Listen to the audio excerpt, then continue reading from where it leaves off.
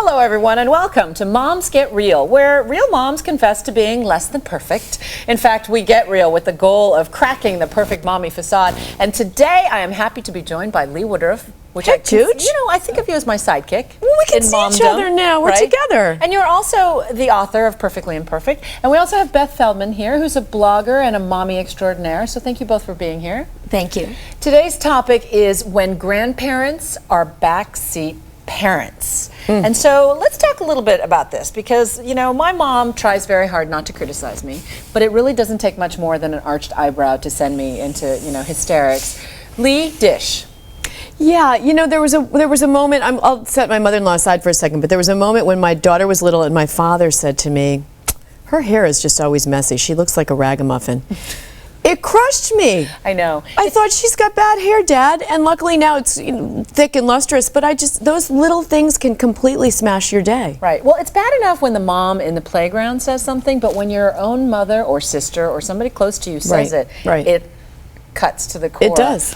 Beth, have you had this experience? Well, my dad, he's the one, actually when I was growing up and I would play tennis, whenever he'd show up to a game, he'd freak me out, I'd choke and I'd lose. Because he would hem and haw, oh my God. So it's just an extension of our childhood. So then he comes to ball games, once in a blue moon, my husband's the coach, and you can hear the audible sigh from the sidelines. And everyone is just like, oh God, he can't come to the next game. Oh no. So he expresses it like, or he says, what, get that ball? How could you not get that ball? Oh. So we just say, Dad, you don't need to come, it's okay. All right, well, we're gonna be joined now by Anonymous Mom, who is the signature of this show. She is a mom who has 2 kids, and can you hear me, Anonymous Mom? I sure can. I hear that your in-laws are backseat parenters as well. They certainly are. And they do that all the way from England? How do they do that? They do it all the way from England. They do it during visits to England and when they come here, and also on the phone.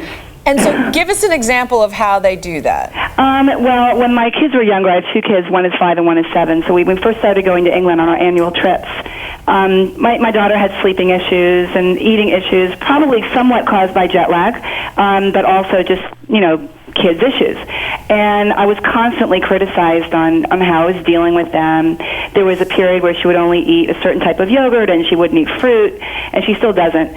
And my son is quite thin and she's on the heavier side, so I constantly got blame about how I was feeding them, wasn't feeding them enough, what I was making, et cetera, et cetera.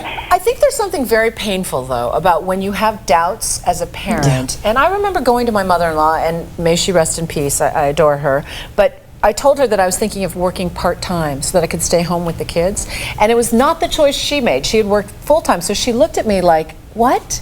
And I remember her disapproval was so painful. Wow, you would think it would be the other way around, that you would feel the guilt. Yeah, I agree. I actually got that too. When I went back to work part-time, when one child was 1 and the other was 2, all the way from England I could feel this disapproval of my going back to work. And so how do you deal with it? Do you stay silent? Do you fight back? What do you do? I usually do. Last year was an exception to the rule. On our last visit, my son was 4, and he's got sensory issues, so he's a special child, which is hard enough for me to deal with, you know, back here. And when we went to England, some of the issues came out in public in a restaurant where he would get under the table or he would make a lot of noise in the restaurant. And my in-laws really tried to keep quiet. They sat there rolling their eyes and gritting their teeth and really trying not to say anything. And then in private, she had a go at me, and she basically told me that something might be wrong genetically, he might be sick, and I should go get him checked. And it broke my heart. It killed me, because here I am dealing with these issues, you know, as it is. Sure. And so I told my husband, he was very upset, and so he did address the situation with her, but it's happened before and it will probably happen again. Anonymous Mom, thanks so much for sharing your insights. I do think this happens a lot, where you draw this line between, is your husband, is he going to stand up for you or your mom? Oh, it totally happened in my sister and brother-in-law's case. She basically said, I'm not, you know what, you choose between me or her, which I don't totally believe in. But I love Anonymous Moms. I think that the first line of defense needs to be, have your husband talk to his parents first. Because you kind of need to, the daughter-in-law thing is just too rife with, fraught. Yeah. Have you talked about this on ruralmommy.com? Yeah, I mean, we actually have a lot of moms who do share their stories of what they're going through.